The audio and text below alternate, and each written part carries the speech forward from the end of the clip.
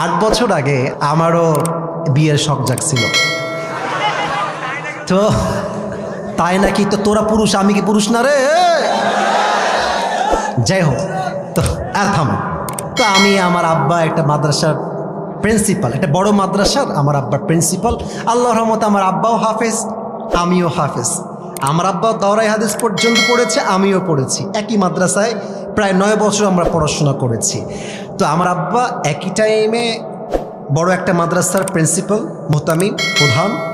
একই টাইমে আমার আব্বা একটা বড় মসজিদের খতিব এবং ইমাম, আলহামদুলিল্লাহ। তা আমার আব্বা একটু গভীর জ্ঞানের মানুষ, কথা বলে কম, কাজ করে বেশি। তা আমি আব্বার সামনে গিয়ে বসে আছি, ভাবছি শালা কিভাবে বলবো বিয়ে করবো। আহা, হ্যাঁ সত্য, আমার আব্বা তো শুনেই ফেলবে ওয়াজ কালকে, আল্লাহ জানে।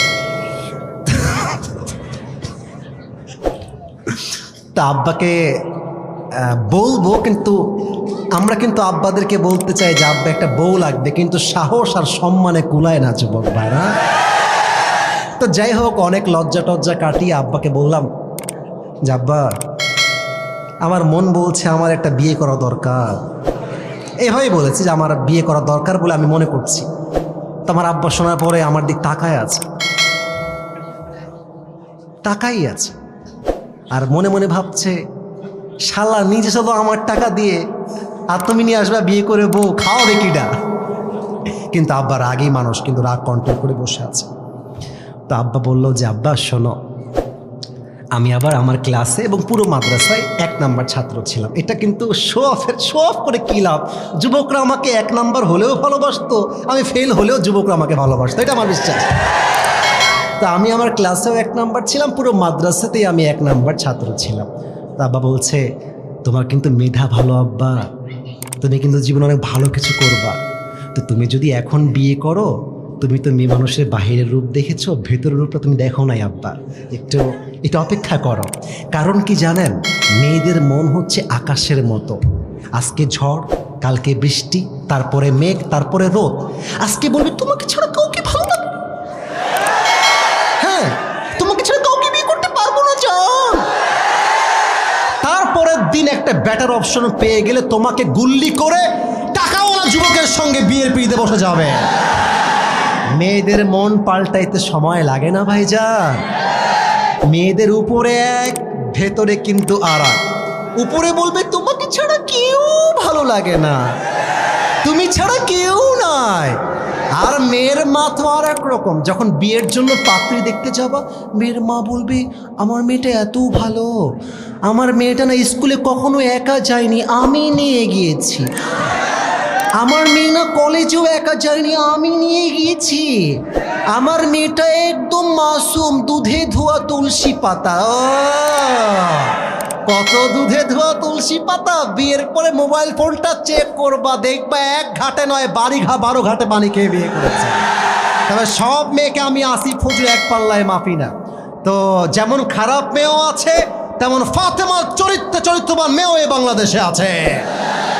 তো আমার আব্বা বলল যে আব্বা, আমার মতামত হলো তুমি একটু পরে বিয়ে করো, মাস্টার্সটা কমপ্লিট করো, থোড়া সা पैसा कमा लो, फिर से शादी कर लेना। কিন্তু আমার মন তো মানে না। আমি বললাম আমার বউ এখন লাগবেই আব্বা।